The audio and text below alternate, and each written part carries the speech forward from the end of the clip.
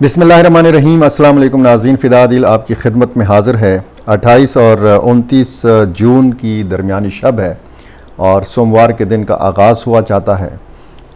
इस दरमियानी शब एक ख़बर आई है अफ़गानिस्तान से और वही हुआ जिसके बारे में इम्कान ज़ाहिर किया जा रहा था। मैंने पिछली वीडियो में भी आपको बताया था कि जिस तरीके से रेंजर्स के कैंप को निशाना बनाया गया कराची में, और उसमें फिर बताया गया कि एक ज़ख्मी हमला आवर गिरफ़्तार किया गया है ज़िंदा हालत में।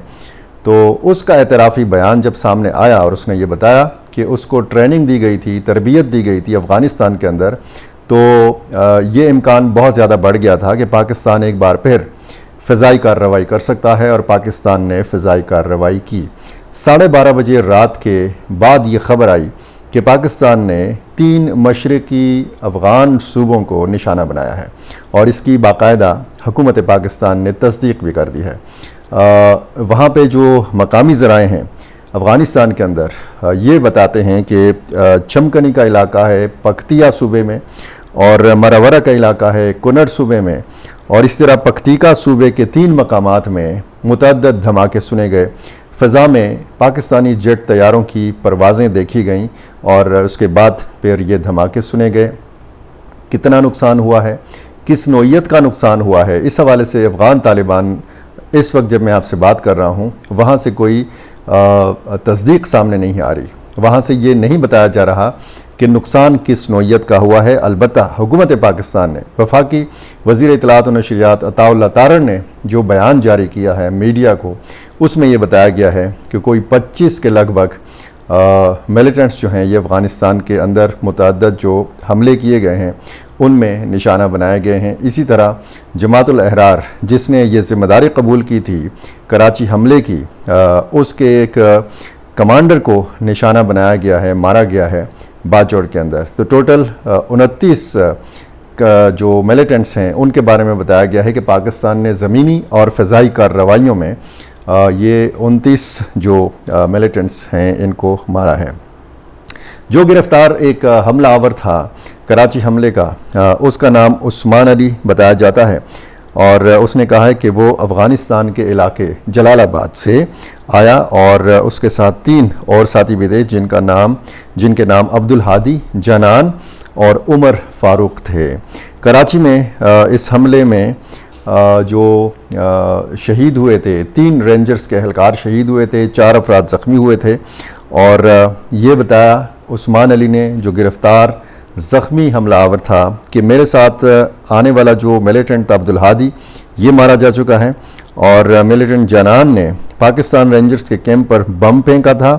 हम लोग 7 दिन कबल अब्दुल हादी के पास पाकिस्तान आए थे जो बाजवाड़ का रिहायशी था। हमें ज़ेर तामीर इमारत में रखा गया था। हमले में इस्तेमाल होने वाला असलहा अब्दुल हादी वज़ीरिस्तान से लाया था। दूसरी तरफ जाने के लिए जब मैं भाग रहा था तो मुझे गोली लगी और मैं वहीं गिर गया। मेरा ताल्लुक़ जमातुल अहरार से है जिसके अफ़गानिस्तान में कमांडर का नाम अहरार मौलवी है। हम सब को अफ़गानिस्तान में तरबियत दी गई।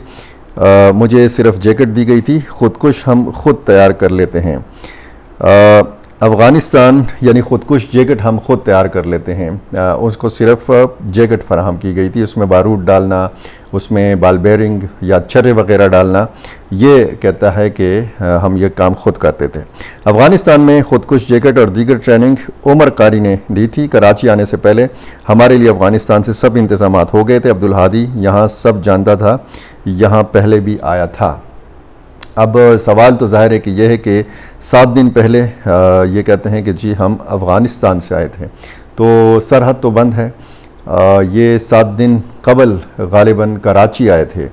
कहाँ से आए थे, बाजोड़ का ज़िक्र हो रहा है, और इसमें जिस तरीके से ये पश्तो में बात कर रहा है, जो वीडियो जारी की गई है उसमें बाकायदा सब टाइटलिंग है, उसमें उर्दू तर्जुमा है उस बयान के ऊपर, और ये एतराफ़ी बयान इस बंदे का है जिसको गिरफ़्तार किया गया था। पिछले वीडियो में मैंने आपको बताया था कि तफ्तीश होगी, और जो स्लीपर सेल्स हैं कराची के अंदर, ये जो बयान सरसरी मैंने आपको पढ़ के सुनाया है ये इस गिरफ़्तार शख्स का बयान है, लेकिन इसमें मज़ीद भी ज़ाहिर है कि बहुत सारी तफ्तीश होना अभी बाकी है। कैसे इनकी सहूलत कारी की गई, कहाँ से इनको लाया गया, کیسے اس جگہ کی نشاندہی ہوئی اور کیسے یہ پلاننگ ہوئی، ان کو کیسے احکامات دیے گئے۔ اب ظاہر ہے کہ پاکستان نے فوری رد عمل دیا ہے۔ اس بیان کے فوری بعد ہم نے ایک اور چیز دیکھی، ایک نوٹیفیکیشن جس کا میں نے پچھلی ویڈیو میں ذکر بھی کیا کہ کریک ڈاؤن ہوگا 11 جولائی سے شروع ہوگا یہ کریک ڈاؤن افغان مہاجرین کے خلاف، کیونکہ یہ پہلے سے بتا دیا گیا تھا کہ یہ شخص جو ہے جو گرفتار کیا گیا ہے اس کا تعلق افغانستان سے ہے، اور یہ خود بتاتا ہے کہ میں جلال آباد سے آیا تھا۔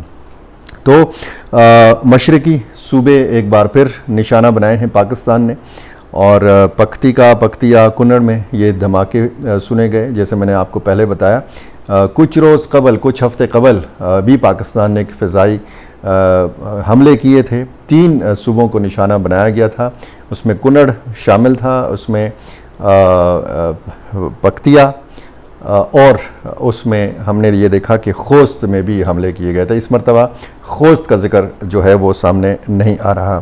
جماعت الاحرار کے مبینہ ٹھکانوں کو نشانہ بنایا گیا ہے، یہ بتایا گیا ہے، اور یہ جو عطاء اللہ تارڑ پاکستان کے وفاقی وزیر اطلاعات و نشریات نے جو بیان جاری کیا ہے، اس بیان کے مطابق حالیہ حملوں کے بعد جن میں خیبر پختونخوا، بلوچستان اور کراچی میں پاکستان رینجرز سندھ کے کیمپ کو نشانہ بنایا گیا، پاکستانی سیکیورٹی فورسز نے پاکستان افغانستان سرحدی علاقے میں انٹیلیجنس بنیادوں پر مربوط زمینی آپریشن اور بعد ازاں دہشت گردوں کے ٹھکانوں پر ہدفی کارروائیاں کیں۔ 28 جون کو 2026 کو ضلع باجوڑ میں کیے گئے انٹیلیجنس بیسڈ آپریشن میں جو جماعت الاحرار کا ایک اہم کمانڈر خان فروش عرف زبال سمیت 4 ملیٹنٹس مارے گئے، جبکہ متعدد کو زخمی کیا گیا۔ اس کے بعد آپریشن غضب للحق کے تحت 28 اور 29 جون کی درمیانی شب پاک افغان سرحدی علاقے میں پکتیا اور کنڑ میں جماعت الاحرار کے مبینہ ٹھکانوں پر ہدفی کارروائیاں کی گئیں۔ ان کارروائیوں میں مزید 25 ملیٹنٹس کو مارا گیا، جبکہ اسلحہ اور گولہ بارود کے بڑے ذخائر بھی تباہ کیے گئے۔ مقامی ذرائع افغانستان کے اور کچھ مقامی جو افغان صحافی ہیں انہوں نے یہ کہا ہے کہ جب پہلا حملہ ہوا، یہ بتایا گیا ہے پکتیا میں، تو اس کے بعد مطلب یہ بھی بتایا گیا ہے کہ ایک گھر نشانہ بنا ہے، یہ بھی بتایا گیا ہے وہاں سے افغان صحافی کے مطابق کہ ایک مسجد کو نشانہ بنایا گیا ہے۔ پھر جب آس پاس کے لوگ اس جگہ پہ، متاثرہ جگہ پہ جانے کی کوشش کر رہے تھے تو ایک بار پھر حملہ کیا گیا، اور ظاہر ہے کہ جانی نقصان ہوا ہے۔ اس حوالے سے کس نوعیت کا نقصان ہوا ہے، پاکستانی جو بیان ہے وہ تو میں نے آپ کے سامنے رکھ دیا۔ افغان طالبان کا کیا موقف ہے، ان کا کیا دعویٰ ہے، یہ ابھی تک سامنے نہیں آیا، اور ظاہر ہے کہ یہ صورتحال بھی سامنے آئے گی، اور اس سے یہ بھی معلوم کیا جا سکتا ہے، اندازہ لگایا جا سکتا ہے کہ پاکستان اور افغانستان کے تعلقات کی اس وقت نوعیت کیا ہے۔ کچھ ہفتے قبل آپ نے ملا یعقوب مجاہد کا وہ بیان دیکھا ہوگا، میں نے اس پہ بات بھی کی تھی کہ جب وہ یعنی روس اور افغان طالبان نے معاہدہ کیا، ایک ٹیکنیکل معاہدہ کیا، اس کے بعد جب ماسکو سے کابل پہنچے ملا یعقوب مجاہد جو افغان طالبان کے وزیر دفاع ہیں، ملا عمر کے صاحبزادے ہیں، انہوں نے کہا تھا کہ اس معاہدے کے بعد پاکستان نے پہلے جس طریقے سے فضائی حملوں کی جرت کی تھی، پاکستان مستقبل میں اس قسم کی جرت نہیں کر سکے گا۔ لیکن کچھ روز بعد ہم نے پھر دیکھا کہ پاکستان نے 3 افغان مشرقی صوبوں کو نشانہ بنایا تھا، اور اس مرتبہ بھی 3 افغان مشرقی صوبوں کو نشانہ بنایا گیا ہے۔ اب ظاہر ہے کہ اس کے بعد پھر ہم نے ایک اور رد عمل دیکھا افغان طالبان کا کہ انہوں نے یہ دعویٰ کیا کہ ہم نے بلوچستان میں اور خیبر پختونخوا میں ڈرون حملے کیے ہیں۔ پھر ڈرون ایک گرایا گیا پاکستانی فورسز کی طرف سے، اور ان حملوں میں یہ بتایا گیا، افغان طالبان نے یہ دعویٰ کیا کہ ہم نے داعش خراسان کے ٹھکانوں کو نشانہ بنایا ہے۔ یعنی پاکستان جس طریقے سے کہتا ہے کہ پاکستانی ملیٹنٹ گروپس پاکستان میں حملوں کے لیے افغان سرزمین کا استعمال کرتے ہیں، اسی طرح افغان طالبان کا الزام ہے کہ داعش خراسان پاکستان کی سرزمین استعمال کرتی ہے اور افغانستان کے اندر حملے کرتی ہے۔ یہ بلیم گیم بھی جاری ہے، پاک افغان کشیدگی بھی جاری ہے پاکستان کے اندر۔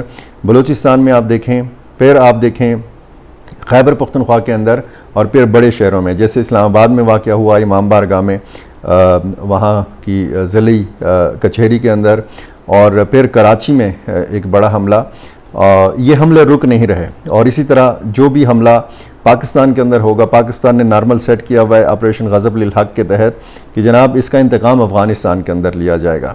تو یہ سلسلہ جاری ہے اور پاکستانی ملیٹنٹ گروپس ان حملوں کی ذمہ داری بھی قبول کرتے ہیں اور یہ سارے وہی گروپس ہیں کہ جن کی قیادت کے حوالے سے یہ کہا جاتا ہے کہ یہ قیادت افغانستان کے اندر موجود ہے.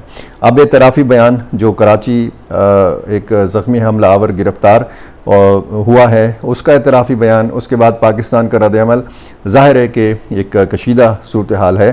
ایک طرف اگر ہم ایران اور امریکہ کا معاملہ دیکھ رہے ہیں, اس میں پاکستان کی سفارتی کوششیں دیکھ رہے ہیں, تو دوسری طرف دو پڑوسی ممالک یعنی پاکستان اور افغانستان بھی ایک دوسرے کے ساتھ ایک ایسی جنگ میں کود چکے ہیں کہ ظاہر ہے کہ پاکستان میں مختلف تنظیمیں حملہ کرتی ہیں اور پھر اس کا انتقام افغانستان کے اندر لیا جاتا ہے.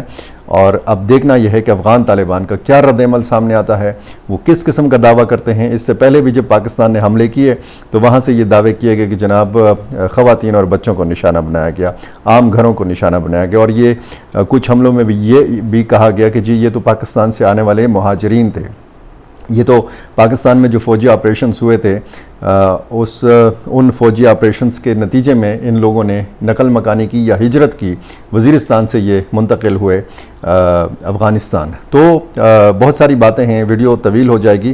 فی الحال رات کے اس پہر یہ ویڈیو بنانے کا مقصد یہ تھا کہ آپ کو آگاہی دی جا سکے کہ یہ ڈیولپمنٹ ہوئی ہے, اور ظاہر ہے کہ کراچی کا ایک بڑا حملہ اور اس کا یہ رد عمل جس کا امکان ظاہر کیا جا رہا تھا یہ اب ہو چکا ہے. پاکستان نے حملہ کیا ہے, مزید بھی ان جو 3 صوبوں میں حملے کیے گئے ہیں ان کی مزید تفصیلات کا بھی انتظار ہے. میرا چینل آپ نے سبسکرائب نہیں کیا, یہ کر لیجئے. مجھے اپنی رائے سے ضرور نوازا کیجئے. بہت شکریہ.